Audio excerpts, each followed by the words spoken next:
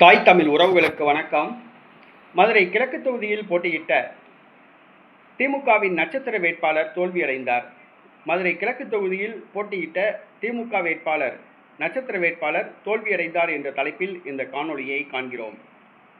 2026 தமிழக சட்டசபை தேர்தல் நேற்றைய தினம் வாக்கு எண்ணிக்கை நடைபெற்றது. வாக்கு எண்ணிக்கை முடிவில் மதுரை கிழக்கு தொகுதியில் போட்டியிட்ட நட்சத்திர வேட்பாளர் திமுக பத்திரப்பதிவுத்துறை அமைச்சர் மூர்த்தி 16,000 வாக்குகள் வித்தியாசத்தில் தமிழக வெற்றி கழக வேட்பாளர் கார்த்திகேயனிடம் தோல்வியடைந்தார்.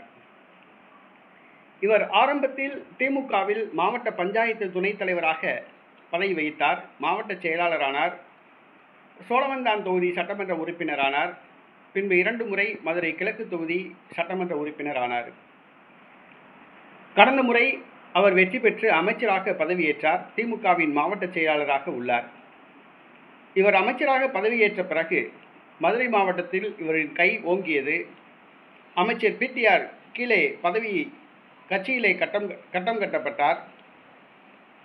மேலும் மதுரை மாவட்டத்தில் உள்ள 10 தொகுதிகளையும் வெற்றி பெற வேண்டிய பொறுப்பு அவரிடம் ஒப்படைக்கப்பட்டது. மதுரை கிழக்கு தொகுதியில் வெற்றி பெற்ற அமைச்சரான மூர்த்தி அவர்கள் தன்னுடைய அமைச்சர் பதவி காலத்தில் அமைச்சர் பதவியை பயன்படுத்தி கோடியான ரூபாய் கொள்ளையடித்து சொத்து சேர்த்தார் என்று சொல்லலாம். பினாமி பெயரில் கல்குவாரிகள் நடத்தினார். அவருடைய மகன் திருமணத்தை 1000 கோடி ரூபாய் அளவுக்கு செலவு செய்து பிரம்மாண்டமாக நடத்தினார். தன்னுடைய திருமணத்தை கூட ஆயிரக்கணக்கான ரூபாய் தான் செலவழித்து நடத்திப்பாப்புல. மகனுடைய கல்யாணத்தை ஆயிரக்கணக்கான கோடி ரூபாய் செலவழித்து பிரம்மாண்டமான முறையில் நடத்தினார். அவருடைய பினாமி பெயரில் கூட பல 100 கோடி ரூபாய் சொத்துக்கள் உள்ளன. ஏறத்தாழ 1 லட்சம் கோடி ரூபாய் அளவுக்கு இவர் சொத்து சேர்த்ததாக குற்றம் சாட்டப்படுகிறது. மதுரை மூர்த்தி அவர்கள் தனக்கு ஒதுக்கப்பட்ட அந்த 4 தொகுதிகளில் வெற்றி பெற அவர் களமிறங்கினார். மேலூர், மதுரை மேற்கு, மதுரை கிழக்கு, சோழவந்தான் ஆகிய தொகுதிகளில் வெற்றி பெற இவர் களமிறங்கினார். மூர்த்தி களமிறங்கியதால் மாற்றுக் கட்சியில் பலர் இணைந்து கட்சி வேலை பார்ப்பதற்கே தயங்கினார்கள். குறிப்பாக மதுரை மேற்கு தொகுதியில் நாம் தமிழர் கட்சிக்கென்று கணிசமான செல்வாக்கு இருந்தது.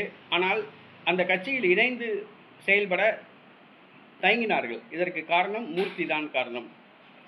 மேலும் மூர்த்தி அவர்கள் வெற்றி பெற வேண்டும் என்பதற்காக தொகுதிக்கு மக்களுக்கு உதயநிதி பிறந்த நாளுக்கு டிஃபன் பாக்ஸ் வழங்கினார்.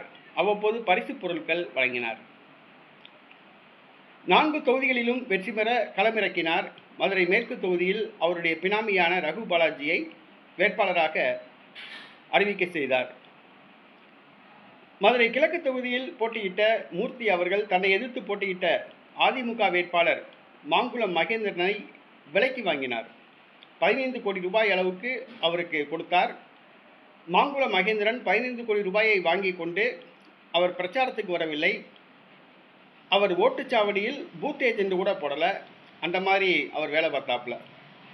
ஆக மாங்குளம் மகேந்திரனை கரெக்ட் பண்ணியாச்சு, நம்ம ஈஸியாக ஜெயிச்சிடலாம் அப்படின்னு நினச்சாப்புல. கடந்த முறை 80,000 வாக்குகள் வித்தியாசத்தில் வெற்றி பெற்ற மூர்த்தி இந்த முறை அவருக்கு ஏமாற்றமே மிஞ்சியது. தமிழக வெற்றி கழக வேட்பாளரிடம் 16,000 வாக்குகள் வித்தியாசத்தில் வெற்றியை பறிகொடுத்தார். அமைச்சர் மூர்த்தி அவருடைய தோல்வி அவராலும் ஜீரணிக்க முடியவில்லை, திமுகவினராலும் ஜீரணிக்க முடியவில்லை. தன்னுடைய பதவி காலத்தில் கிழக்கு தொகுதிக்கென்று எந்த ஒரு நன்மையும் செய்யவில்லை. எங்கு பார்த்தாலும் பிளாஸ்டிக் குப்பை மேடாக காட்சி தருகிறது. நீர்நிலைகள் தூர்வாரப்படவில்லை. சாலைகள் குண்டும் குழியுமாக உள்ளன. எங்கு பார்த்தாலும் கொசு தொல்லை. சாக்கடை ஆறு போன்று ஓடுகிறது. அடிப்படை வசதிகள் கூட கிழக்கு தொகுதியில் அமைச்சர் மூர்த்தி செய்து தரவில்லை. எந்த ஒரு புதிதாக பாலம் கூட கட்டவில்லை. அவரால் இளைஞர்களுக்காகவோ மாணவருக்கோ முதியவர்களுக்கோ மகளிருக்கோ எந்த ஒரு பிரயோஜனமும் இல்லை. இறுதியில் நேற்றைய தினம் நட்சத்திர வேட்பாளர் மூர்த்தி 16,000 வாக்குகள் வித்தியாசத்தில் தோல்வியடைந்தார். இது அவராலும் ஜீரணிக்க முடியவில்லை, திமுகவினராலும் ஜீரணிக்க முடியவில்லை.